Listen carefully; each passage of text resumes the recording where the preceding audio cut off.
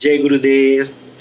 आज सवेरे से ही एक इंसिडेंट बार बार याद आ रहा है और मन में ये आ रहा है कि मैं आपसे शेयर करूं, तो शेयर करता हूं।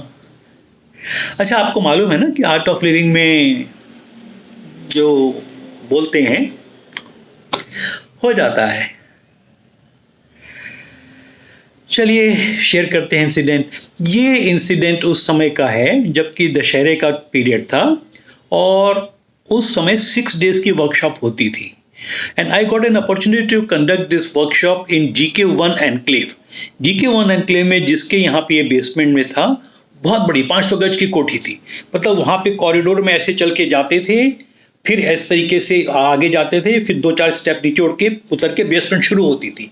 बेसमेंट भी इतनी बड़ी थी कि इधर भी पार्टिसिपेंट बैठ सकते थे। मतलब बेसमेंट में 4 पिलर थे और 3 से 4 तो AC लगे थे। बेसमेंट इतनी बड़ी थी, आप इमेजिन कर सकते हो। और जो कॉरिडोर में हम चल के जाते थे वहाँ 4-5 बड़ी बड़ी कारें खड़ी होती थी। तो आप सोच सकते हो कि वो कितनी बड़ी कोठी होगी और कितना बड़ा बेसमेंट होगा, कितना। ठीक है, तो जो 6 डेज की वर्कशॉप है वो ट्यूसडे को शुरू होती थी और संडे को ख़त्म होती थी। और मॉर्निंग और इवनिंग बैच चलते थे और सैटरडे संडे को बैचेस कंबाइंड होते थे। और दशहरा था फ्राइडे वाले दिन। तो थर्सडे के दिन हमने पहले ही बता दिया था कि भाई थर्सडे के ये फ्राइडे के दिन, सॉरी, जो फ्राइडे के जिस दिन दशहरा है उस दिन तो इवनिंग बैच नहीं हो पाएगा और दशहरे के लिए छुट्टी भी होगी। तो इवनिंग बैच को ही हमने बोला भैया आप मॉर्निंग में ही आ जाओ। ये पहले से डिसाइड हो गया। अब ये बात है थर्सडे की। थर्सडे को क्लास चल रही है और उस समय प्रोसेसेस वगैरह काफ़ी होते थे। पार्टिसिपेंट्स भी खुल के एक्टिविटी में काफ़ी पार्टिसिपेट करते थे। तो मैंने कुछ एक्टिविटी दी और दे वर टेकिंग सम टाइम। तो मैंने कहा क्यों भाई, आज घर वर नहीं जाना, चलो एक काम करते हैं, सवेरे तो आना ही है, आज यहीं बैठ जाते हैं, आज यहीं रात में बैठते हैं, ठीक है। तो सब पार्टिसिपेंट भी थोड़ा सा एकदम से हिले। मैंने बोला नहीं, चलो अपना काम करो। फिर अपना काम करने लग गए। बात गई, ख़त्म हो गई। मैंने बाकी और प्रोसेसेस कंप्लीट कराए और 8:30 9 o'clock पे बैच कंप्लीट, 9 o'clock पे वो बैच कंप्लीट होता था, इवनिंग बैच। तो सब पार्टिसिपेंट चले जाते थे तो सारा कुछ समेट के लाइट फाइट ऑफ करके तभी मैं बाहर निकलता था। और वो बेसमेंट इतनी बड़ी थी कि उसमें वॉशरूम भी था और टॉयलेट भी थी और नहाने का बाथरूम भी अलग था। मतलब इतनी बड़ी थी।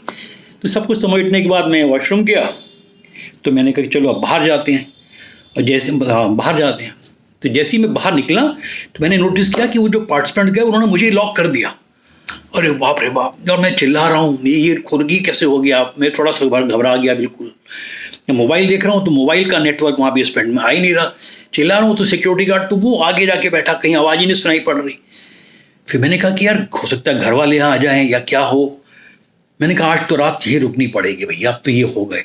फिर मुझे रियलाइज आ रहा है, अरे ये तो गुरुजी का कमाल है। मैंने बोला था ना कि आज रात को यहाँ रुकना पड़ेगा, ऐसा करके। जैसे ही मैंने ये मन में ही विचार आया, ओह गुरुजी, बस ये तो आज ने कमाल कर दिया। इमीडिएटली वहाँ से एक लड़की जा रही थी जो काम करती थी ऊपर फर्स्ट फ्लोर वगैरह में, वो कुछ सब्जी लेके जा रही थी। और मैं यहाँ से जो गेट के पास से बैठ के चिल्ला रहा था, खोलो खोलो खोलो। तो उसने देखा, अरे अंकल जी आप कैसे बंद हो गए, अंदर कैसे आ गए। अरे मैंने कहा पहले दरवाजा तो खोल। तो दरवाजा खुला, मैं वापिस बाहर निकला। तो कुछ बात समझ में आई। हमें जो शब्द भी है ना, थोड़ा सोच समझ के बोलना चाहिए, specially in Art of Living, specially in you are in ध्यान। ठीक है, आपको कैसी लगा ये इंसिडेंट मुझे बताइएगा।